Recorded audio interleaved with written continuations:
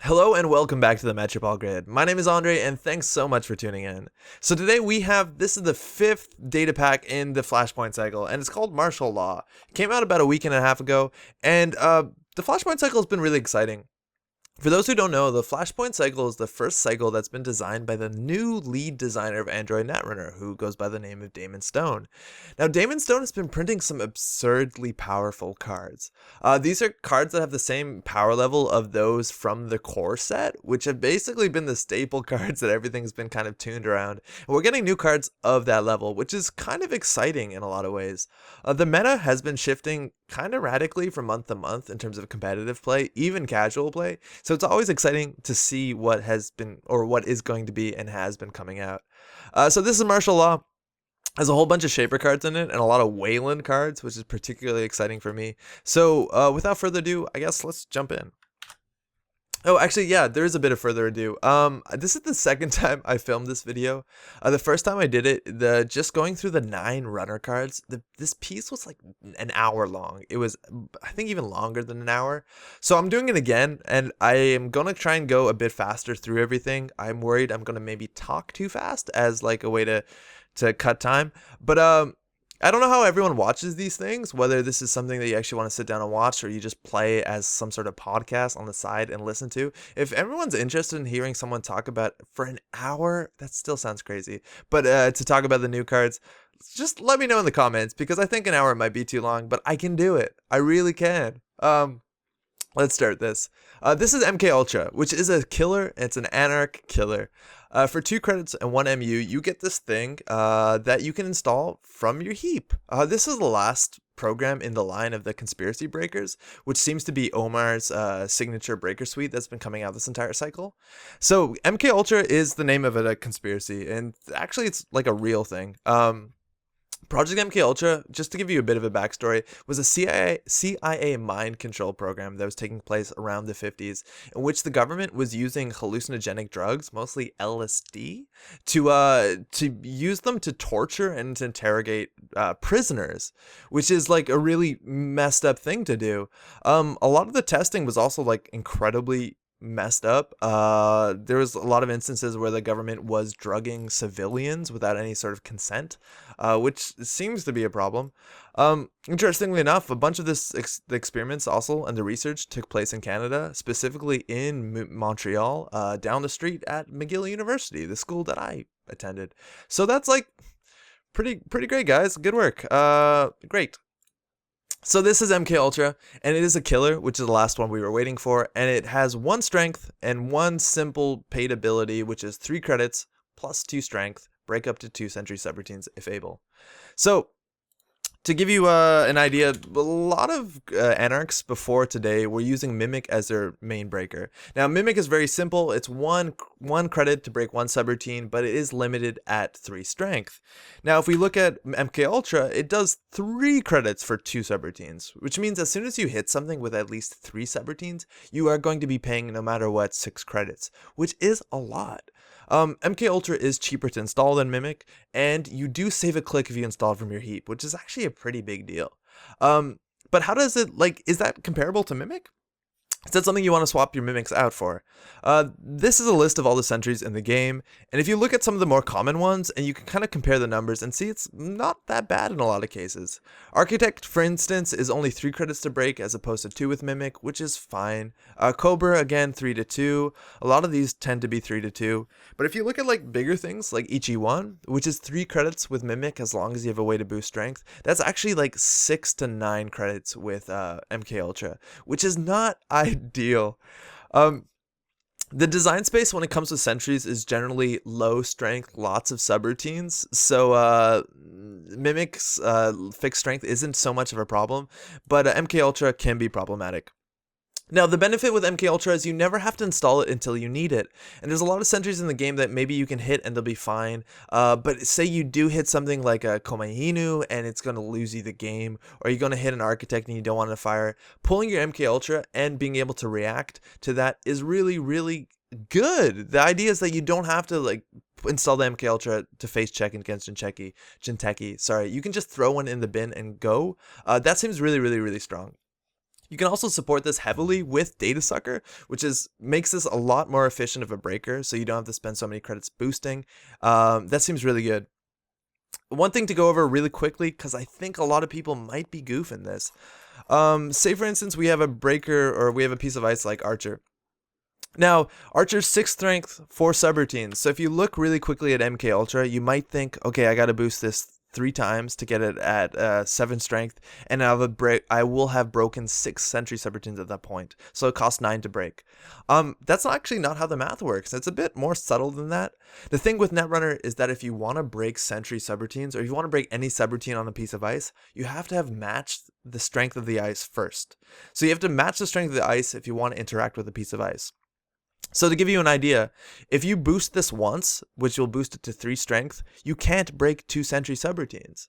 So once you boost it the 3rd time against Archer, so now this is at 7 strength, you can finally break 2 subroutines. So once you pump this to 7, you can break 2 of these, which means if you want to fully break an Archer, it's going to cost you 4 boosts and 12 credits, which of course is a lot of money, and that kind of is... It's just, this is not a good way to deal with big stuff, I guess. But yeah, just remember that Paperclip doesn't work this way, but Black Orchestra does work the MKUltra. But just make sure that you're at the strength before you're breaking. I think MKUltra is going to see play, and largely because of the fact that you don't have to install it, but also largely because of this card here. A lot of Anarchs are running decks that don't have, that rely entirely on AI breakers, things like Eater and Faust. And those decks that are running Eater and Faust always have to have a way to deal with Swordsman, because Swordsman cannot be broken by AI programs and trashes AI programs. So you definitely need an answer. And I think MKUltra is such an elegant answer to that. It's a card that you throw away into your heap, and you don't install it until the corp reses the Swordsman, and you don't get horribly blown out. And I think that's really, really good. There's also a lot of cards that came out, like, Inject is really good with MKUltra. Street Peddler is really good with MKUltra. The new Frantic Coding is super good with MKUltra. And for that reason, even if the stats and the numbers on MKUltra might not be that good, it's going to see a lot of play just because of how efficiently you can pull it out. Let's carry on. This is On the Lam, which is a criminal event. It's a condition event, which is a new thing, and it's 3 credits. And it says, install On the Lam on a resource as a hosted condition counter with the text, trash, avoid up to 3 tags, or prevent up to 3 damage. And then we have flavor text, which says, never ever overstay your welcome, which is attributed to Andromeda. If you don't know, by the end of the cycle, the next cycle, the following cycle that hasn't started, which is called the Red Sand cycle, at the end of that cycle, once that one finishes and the next one begins, we're going to hit rotation in Netrunner, which means the first 2 cycles of the game, which are the Spin and the Genesis cycle, those 2 are going to be rotated out, which means those cards are not going to be allowed in tournament play. And the idea of this is to limit the card pool so that it's not super unapproachable to start Netrunner later on, like years in the future. I really like that the FFG team is taking the identities from these 2 cycles that are going to be rotating out, and they're adding it into the canon of how these runners are either dying or disappearing. This card seems to address Andromeda's disappearance, and it's kind of vague and very open, I'm hoping. So maybe we will see Andromeda in some form in the near future, which is always lovely because we love Andromeda. So this card is really interesting. You install it on top of a resource, which is a new mechanic that is going to be explored more in the future. And you trash this to avoid 3 tags or prevent damage. What's really important to know is that you don't trash the resource. You trash this card, which you install on top of a resource, which makes this card so much better. Avoiding up to 3 tags is such a big deal, especially in this current meta. There is a card from the core set that's called Breaking News, and Breaking News, when scored, gives the runner 2 tags, generally during the corp's turn, and that's a really strong ability. Why is this not working? The reason with Breaking News is that when you score Breaking News, the runner has tags, and then you can punish them without much of a reaction. So you can fire off things, there we go, you can fire off things like closed accounts, which is pretty annoying, but the worst one, besides also things like Scorched Earth or Boom or whatever, is, oh man, I'm not good at spelling, is exchange of information. Exchange of information lets you swap an agenda between score areas. So if you score something like a breaking news off of a San City grid, you trade that for the runners 5-3 that they scored previously in the game. And that's generally the easiest way to score a 5-3 currently in Netrunner. And something that so many decks need to be able to not allow. Like, that's such an easy win condition in a lot of ways, and that all the runner decks currently in the competitive scene are generally dealing or including cards to make this not happen. This is a very elegant card. It's maybe not entirely elegant, but it's a very easy card to put in your runner deck to prevent this sort of stuff from happening. For instance, I've been including New Angeles City Hall into my runner decks for a long time just to be able to make sure that I'm not tagged all the time. For that reason, I think this is really good. Avoiding 3 tags it's a big deal. Preventing 3 damage is also interesting. It makes this card less dead in your deck if you're playing against a corp that's trying not to tag you. I don't know whether you would install this just to avoid like 1 or 2 brain damage from HB. This also avoids brain damage, which is pretty unique. Maybe you don't want to spend 3 credits on that, but that's still, it's a really useful effect. There's also extra synergy if you want to play in Geist, because Geist gets extra card draw every time you trash a card. Just one thing I think runners should be careful for is what you want to attach this to. It's very easy to attach this to something like Same Old Thing, which is common in criminal decks. And just be careful, because there are a lot of ways to target Same Old Thing. And if the card that this is attached to gets trashed, On the Lam gets trashed too. So just be mindful about that. Let's go on. This is Cold Read. It's a 0 credit Shaper event. It's a run event in Shaper, always fun to see, and it's a stealth event, which is the first I think we've ever seen. It says make a run and place 4 credits on this card, which you may use only during this run. When this run ends, trash 1 program, that's not preventable, and trash 1 program, used during this run. It's also only 1 influence. So this is an econ card. It's a straight stealth econ card, which is super cool to see. A lot of players have their own weird like exchange rate between stealth credits and normal credits, and they say usually 1 stealth credit is worth 2 normal credits, which makes this so easily comparable to StimHack, which is, again, get a bunch of money for a run and then do something bad to yourself. So StimHack forces you to punch yourself in the face. Now, if you're trashing a program that you're using during this run, if there's any faction in which that's not a problem, it's going to be Shaper. And that's because Shaper has things like Clone Chip, which now you do play influence for, but also things like Scavenge. So trashing a program is not the end of the world. Now, I think the really exciting uses of this card are actually when you're not breaking ice and when you don't have to actually you don't have to worry about the trashing a program clause. So this is very comparable in a lot of ways to things like Dirty Laundry. Dirty Laundry basically gives you money. Well, Dirty Laundry is a bit different, right? Dirty Laundry, you do a run and make money. This is you do a run and have money for use during the run. So say you run on a server that doesn't have ice in front of it, and it has something in it like a pad campaign or a Jeeves or a team sponsorship. This gives you credits to trash that card, which is good. That's a free run and free 4 credits. It's basically a sure gamble with a run attached in some ways, and that's really, really good. If you're running a stealth deck, you're also probably running Netrunner, which hopefully will load in a couple seconds. And Netrunner makes Cold Read even better. It makes it into basically a run where you make 5 credits, 4 credits and this stealth credit, or even 4 credits and draw a card. And that's obviously super, super good. Again, you can use this all the time to use with Shaper tricks. So if you're not, oh man, the internet can't give out now. So if you're using things like Personal Workshop, which lets you host programs so you can make a run and basically offload this 4 credits to make your programs and hardware to come off of Personal Workshop, that's very, very good. This is Netrunner, by the way, if you don't know. You can also use these 4 credits to pop a self-modifying code to find some programs. You can also use the 4 credits to bring something back with a clone chip. But that's also really, really good. And free credits and a run at the same time is very, very good click compression. And that's something you want to do in Netrunner. I think one thing that's really important to know is what's considered using a program, because any program you use during this run will be trashed.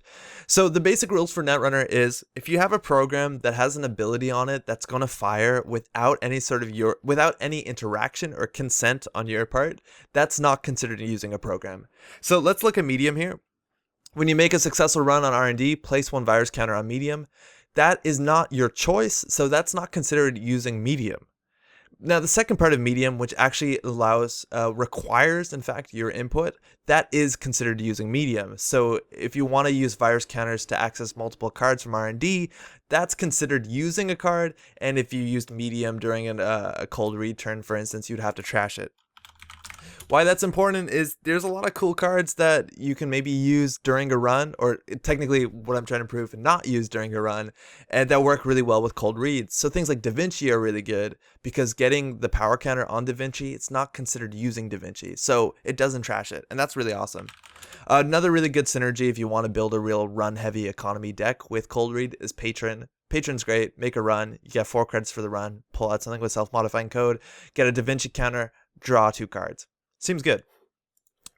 Let's move on. This is another criminal card. Wow, this is another Shaper card, and it's called Equivocation. It's 2 credits and 1 MU, and it is unique. It's a program, and it's not an icebreaker program, which makes me really excited. Those are usually the most fun cards in Netrunner, I think. And its ability says, whenever you make a successful run on R&D, you may reveal the top card of R&D. If you do, you may force the corp to draw that card. It's also a 3 influence, which means you could splash it theoretically, but you're probably going to be doing something really cool with it if you are. So Equivocation is a really interesting multi-access. And multi-access, the idea of accessing multiple cards when you're running on R&D or HQ, is a very important thing in Netrunner.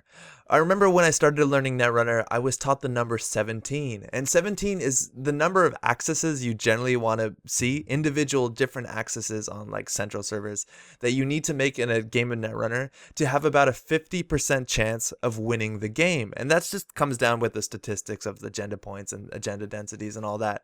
That number might be different now, but 17 is what I was taught. So Equivocation basically makes one run into 2 accesses, which really helps you get those agendas. Now, Equivocation does have a couple downsides to it compared to other multi-access. If you want to compare this to R&D interface, which is a very good Shaper multi-access, this one takes up memory. It's a bunch cheaper, but it does take up memory. That's a problem that Shaper, I think, can deal with the best out of any other faction, so maybe that's not too bad.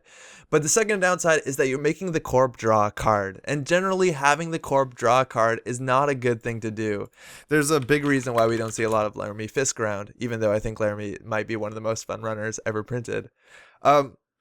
So when is a good time to make the corp draw a card? There's 2 ways. Either when you think you're gonna win on R&D right away, or if the runner or the corp, has no money. And this actually could be the basis of some really obnoxious decks. If you're running a Shaper deck that can recur a count siphon over and over again and keep the corp really poor, or even just land one good vamp. So you play vamp, the corp now has 0 credits, and then on your next turn or on that turn, you run R&D 4 times. Now the corp has to draw they have to draw 4 cards and then a 5th card off their mandatory draw. And now they're going to have 10 cards in hand and no credits, so there's not much else they can do with click besides click for credits. So they're going to start throwing out their own cards. Why that's good? You're throwing out their ice, you're throwing away operations and assets, you're making their HQ probably have more agendas in them, I think? It depends. I guess they wouldn't be drawing agendas, so maybe that doesn't work out. But it's a very strong play. You're going to make them go through their deck really, really fast and mill their deck. You could even do this, I guess, with Out of the Ashes and make maybe like some crazy 10-turn run on R&D, best case scenario, and make them draw 10 cards. That's hilarious, and I really hope that happens at some point. Equivocation also does maybe have a spot in Criminal. It's because it is a cool multi-access tool that does abuse things, does abuse card draw. So you can play this with Laramie Fisk, I suppose, and see some more cards. Other really cool interactions, things like Maya make this into a super Shaper feeling where you run R&D, you choose what the corp draws, you choose what the corp puts on the bottom of their deck, and that seems really, really fun. Other things is it does improve like the quality of your accesses. So if you do play something like Credit Crash or maybe Demolition Run or Imp or what have you, which the quality of those cards depends on the quality of cards you access, this does make your accesses a bunch better, which is actually pretty interesting. Last thing, of course, which I think makes this card really, really good in a lot of matchups, is that you will see the top card of R&D, and you can choose not to access it by pushing it into HQ, so you'll never hit a snare unless there are 2 snares in a row in R&D, which is more unlikely than a single snare. So that's actually really cool. I think this card's interesting. It's very, very cool. Also, the art on the last card was amazing. I really liked it. And this is the same artist, Michelle Lockamy, and done a really good job here on Misdirection. This is, again, it is a utility program. Exciting to see. So for 0 credits and 1 MU, we have Misdirection. And Misdirection has a very simple ability. 2 clicks, X credits, remove X tags. It's also 2 influence, so you could easily splash this. So let's do a bit of the math on tag removal. So normally in Netrunner, it's 1 click, 2 credits, get rid of a tag. If you're using Misdirection to get rid of 1 tag, let's not at all consider the cost and the click it takes to install Misdirection. Let's ignore that. But to remove 1 tag with Misdirection, it's 2 clicks and 1 credit, which is basically like removing a tag and then clicking for a credit, which is not terrible, but not good. Now, this program scales a lot better the more tags you have. So even at 2 tags, it becomes 2 clicks, 2 credits, remove 2 tags, which is something that would normally cost you 2 clicks and 4 credits. Again, this scales even better if you're removing 10 tags. This is an absurdly good card. Just an absurd amount of click compression. Now, the problem is, how often do you get that many tags? I think there's only 2 cards in Netrunner that give you a whole bunch of tags. First one is Hard-Hitting News, which if this lands, you get 4 tags. And Misdirection does clear 4 tags relatively elegantly. A lot of shapers even I've seen have been running 2 copies of Networking in their decks, their competitive decks, just to get rid of 4 tags, and this might take that spot. Because yeah, it saves influence and it is technically better on clicks. It takes the same cost, but it is better on clicks in the long run, and I think that's really exciting. The other card that gives a lot of tags is Mid-Season Replacements. And I don't actually think Misdirection is that good against mid-season replacements, just because you already had the opportunity of spending a click for each tag. And if you're like really tagged, there's generally such a money discrepancy that it's going to take a while before you can get your credits up to the amount that you need to remove your tags. So I'd rather just run Film Critic and Shaper is what I'm trying to say, but it doesn't work that well on this. But if you are playing something that, if you're in a meta where there's a lot of hard-hitting news, Misdirection does seem pretty okay. The only problem though with that is that if you're running against a deck that is trying to tag you, they are also probably running the Best Defense. And I'm really annoyed with Best Defense. I think the ability to trash cards if the runner is floating tags is super impactful and does really change the game, the tag game. But the ability that the corp can pay 2 credits just to trash anything that's cool and 0 credits is really annoying. And if they're running ways to tag you, they're probably running Best Defense. Your Misdirection isn't going to spend that much time on the table if you need it, which is actually pretty annoying. I think the best thing we're going to see about Best Defense is like, once the card pool comes out with Shaper cards specifically that let you tag yourself, the Misdirection becomes really good. This is Power Tap, which is a card that was largely laughed at when it came out. And that's because traces weren't firing a lot, let alone it was so matchup dependent. Now that there are runner cards that let you tag yourself reliably, things like Citadel Sanctuary and Security Nexus, Power Tap is actually seeing a bunch of play in really competitive decks. And I'm thinking Misdirection might fall in that same camp, where if there's not enough ways to give yourself a lot of tags at once, it's might not be too good and it's a bit too matchup dependent. Another thing is, if you're playing Criminal and you're considering you consider bringing Misdirection into your deck, you might be better off just running Paper Tripping, which does scale better. And in these sort of matchups where you're going to account siphon a lot, like just account siphon, and then at some point when you're like 16 tags in, you want to remove all of them to Paper Tripping, I think Paper Tripping is better than Misdirection. So I'm not entirely sure. This is Reaver, which I might be the most excited I am about a Shaper card in this pack. So they've announced in this cycle, and I'm not sure if it's only this cycle or all the cycles going forward, is that this cycle was going to contain, and did contain, 1 card for each of the mini factions that came out in Data and Destiny, which is super exciting. The other cards that came out for the one for Sunny was alright, the one for Adam was awesome and made Adam really exciting to play, and this is Apex's. People were wondering what this would do to Apex, and they were hoping they were going to get a card that makes Apex, that helps Apex with a lot of the problems that Apex currently has. So I don't want to spend too much time going into what's up with Apex. The biggest problem is Apex generally has to use its program, and people were hoping to get another program that helps Apex with all the downsides of its existing program. And instead they got a utility program that also takes up MU, that generally was going to take up the slot in Apex's rig, that was going to be the utility program that helps Apex break things. So this is kind of a disappointment in that way. This does open a new Apex build, I think, in which you can run Reaver and then run cards like Faust or run actual breakers, and maybe you'll have a strong enough economy with the effects of Reaver and other cards I'll go through in a second, but I'm not entirely sure yet, and I still need to test that. But I'm mostly going to talk about Reaver outside of Apex because I think it's really, really exciting. But before we get outside of Apex, let's just talk a bit about Apex. Apex has the ability to install cards face down on its table, before their turn starts. So cards like Chopbot used to be really good, or used to be okay, I think, at least okay. And the idea is that you could take any face down card and turn it into a card draw, and then maybe install another face down and turn that into a card draw, and the cycle continues. Now the thing with Reaver, any face down card is turned into 2 card draws. So no longer is it like a neutral transaction, you're actually gaining card draw off of it, which is really, really good. It makes it way better in my mind. You obviously want to pair this with Wasteland, because anytime you're trashing a card in Apex, you now make money. So now you're trashing a face-down card, making 1 to 2 credits, drawing 2 cards, and that seems really good. How good is Apex still? It's hard to determine, but let's talk about Reaver outside of Apex. So this program, I didn't even read it, did I? It's 2 credits, 1 MU. It's a program. The first time you trash an installed card each turn, draw 1 card. The biggest thing about this card is that it's 4 influence, which is absurd. That's a lot of influence for a card that has so little text on it. And I think it might be slightly too conservatively costed, but it's probably okay. Just because the ability to draw cards whenever something is trashed is really, really, really good. And the biggest reason is cards are trashed probably more often than you think they are.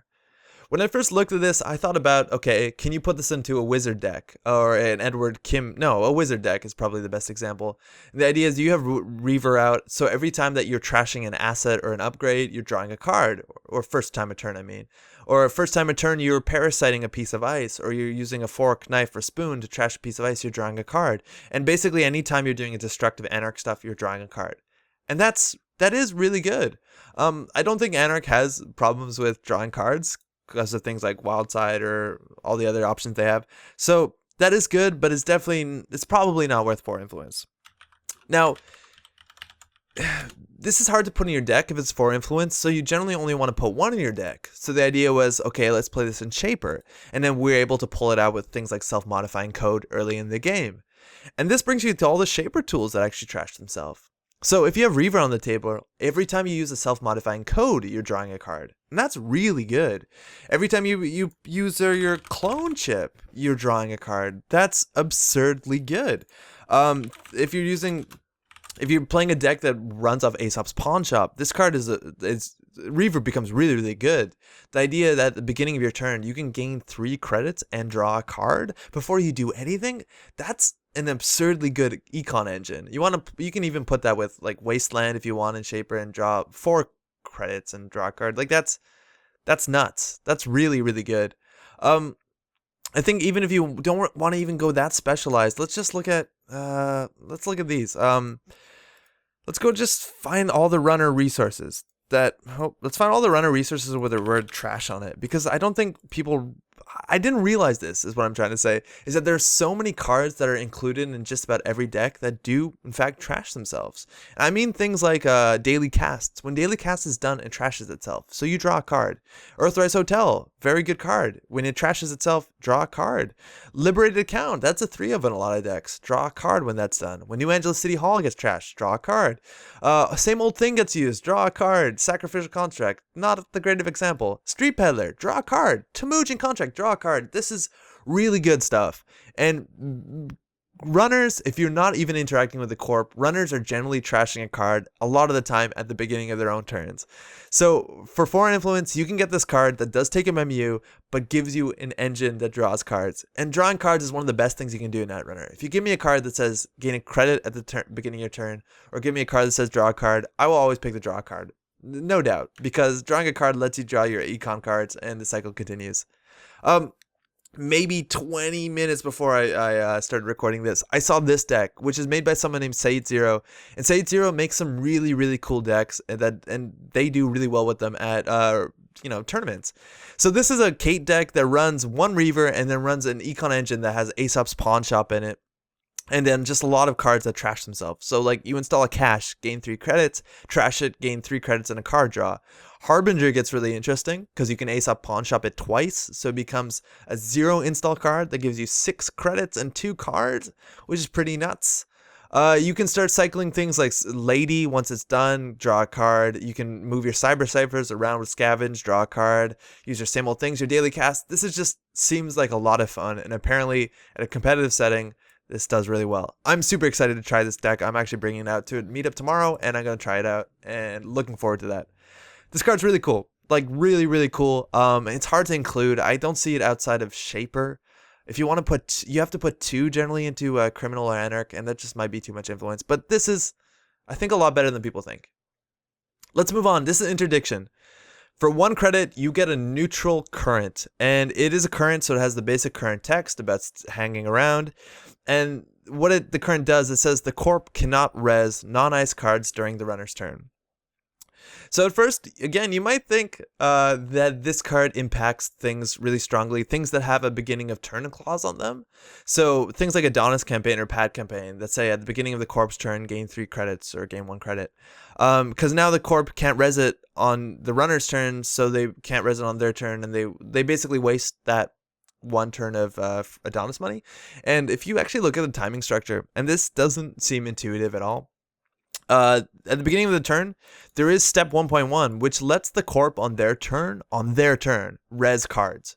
So they can actually res their Adonis campaign if you have played Interdiction, and then right before step 1.2, where the turn begins, trigger fires. So they can actually get money off of their pad campaigns and their Adonises and what have you. So Interdiction does not stop that sort of economy at all, which is kind of upsetting, but what have you. Interdiction, I think, is more comparable to a card called Councilman, which is a really exciting card that nobody plays. And I saw firsthand how this card shaped the meta when it came out. And the idea was people were playing defensive upgrades, which is, I think, the best thing that Interdiction deals with. So say someone's running a Caprice Nisei. Let's just pull that up. Running a Caprice on a remote server. The idea was that you played Councilman before they res their Caprice, and then you ran their remote server, and now they couldn't res Caprice on their turn, and so you basically got this easy Caprice trash, let alone access to the server, which probably had an agenda. Interdiction is basically a permanent Councilman, as permanent as currents are, but it's not a one-time use like Councilman. Like once you fire Councilman, it trashes itself. Again, draw a card with Reaver.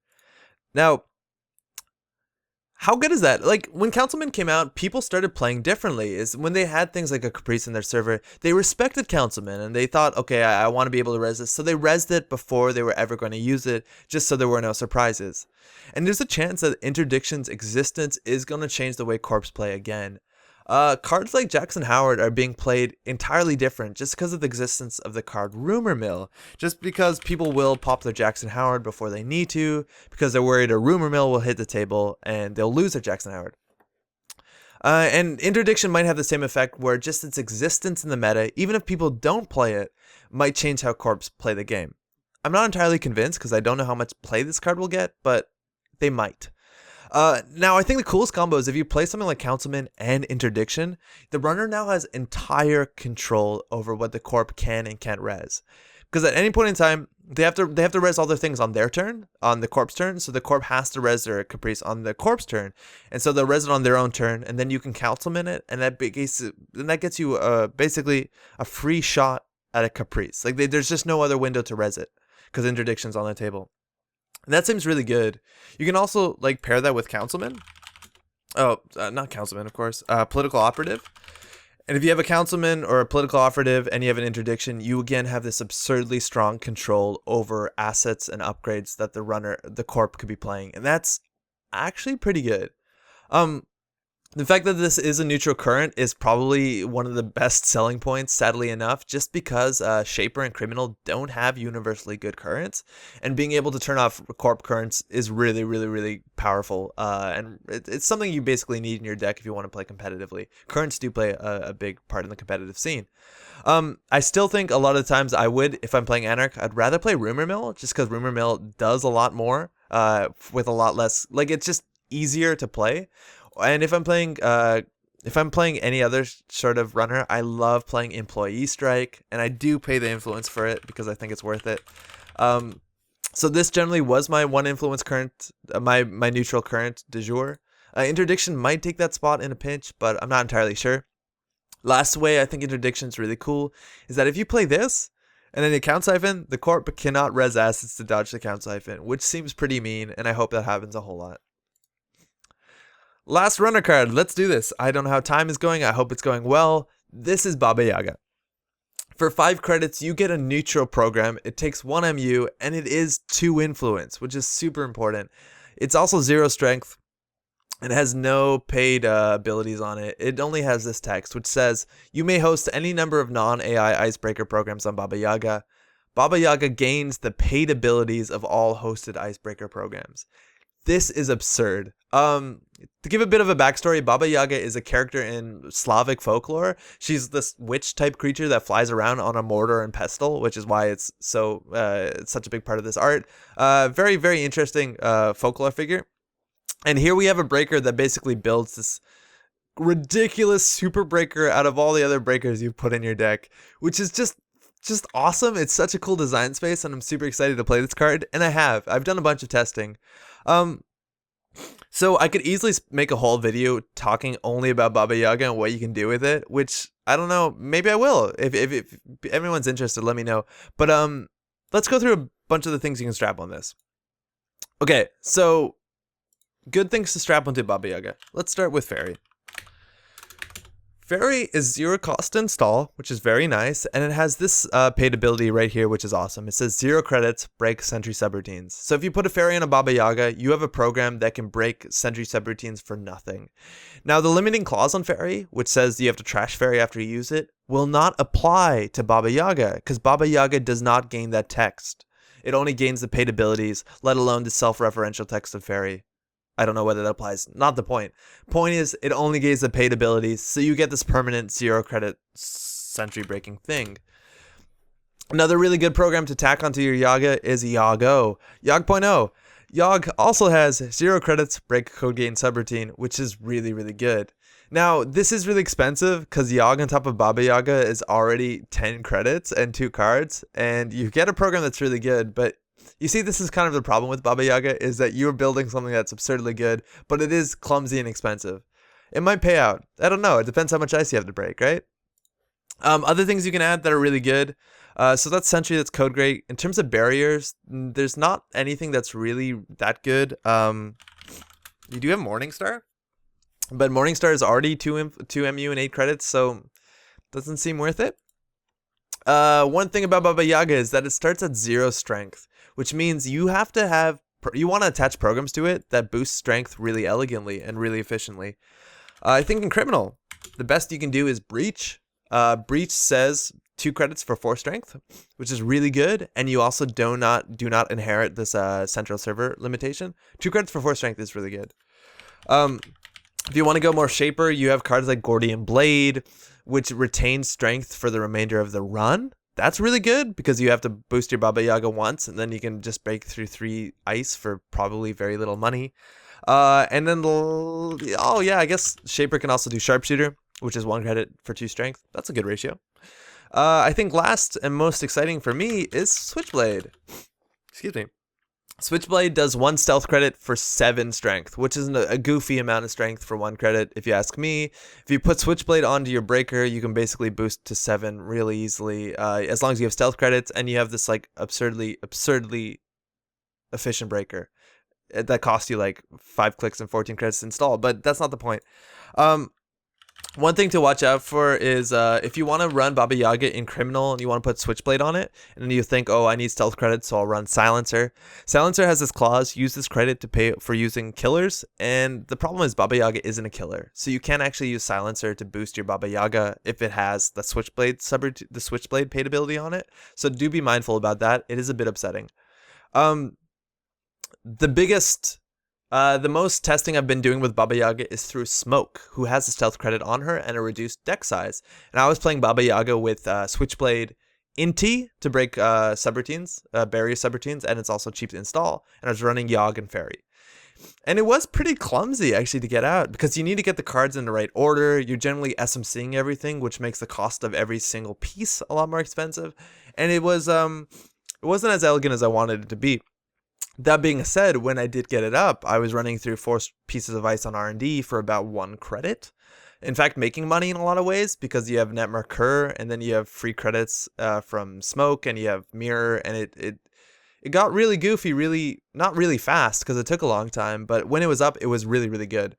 So I think that's actually kind of cool. I think you can do this really well in Criminal. You can run Breach, Fairy, Yogg, and you're basically good to go. Whether that's worth 2 influence and putting all these cards together, I don't know. 100% what I can tell you is that you can build the most efficient breaker in the game with Baba Yaga. Whether that gets out of hand in your meta or in the competitive meta or your kitchen table or what have you, there are a lot of counters to it. And that's the biggest problem with Baba Yaga, is that when you trash Baba Yaga, everything comes down with it. So even running things like Marcus Batty and just firing a trash program subroutine might be the end of the game for a Baba Yaga user. I think the easiest way though is Will-O-Wisp. You put Will-O-the-Wisp on a server, you pay 4 credits, their whole breaker falls apart. Everything falls apart, and it's a problem. And there's very little counterplay to this card, which is pretty neat. So be mindful about that. The other problems I found with Baba Yaga is that, of course, all the programs you install still take up MU. So my big old Baba Yaga rig with 4 programs on it was 5 MU. So that's another piece I needed into my combo. And also, oh yeah, totally worth noting is that the programs that you have hosted on Baba Yaga, you can still use. So say I have a Yogg on Baba Yaga and I hit an Enigma. Instead of paying like 2 credits to boost 4 strength of Breach and then break with Yogg, you can just break with Yogg. That's the biggest deal when it comes to cards like Swordsman, which Baba Yaga will never be able to break. So you generally want a Sentry Breaker attached to it that can still just deal with Swordsman. Maybe you have a Fairy and you're going to trash your Fairy, which sucks because you don't have a Fairy anymore, but you need a way to deal with this. It's a really exciting breaker, let me tell you that, and I think it's gonna make a lot of fun builds, but it might be a bit too unwieldy. Like if you want to break ice for really cheap, you can just run stealth anyways. Like stealth is really good. Whether you want to build one super stealth breaker, it seems fun, but I don't know how good it actually is. Time will tell. Great. That's all the runner cards. I think I might have talked a bit too fast through that. I hope it is at least understandable. We're gonna jump into the corp side, and that'll be coming up right soon, right after this. Yeah, again, this is the first time I've done a format like this. If you have watched this far into the video, thank you. I really appreciate it. If you could give me any feedback just so we can make these better as quickly as possible, I'd very much appreciate it. But most of all, thank you so much for watching, and stay tuned. The next part will be coming up right away. Thanks.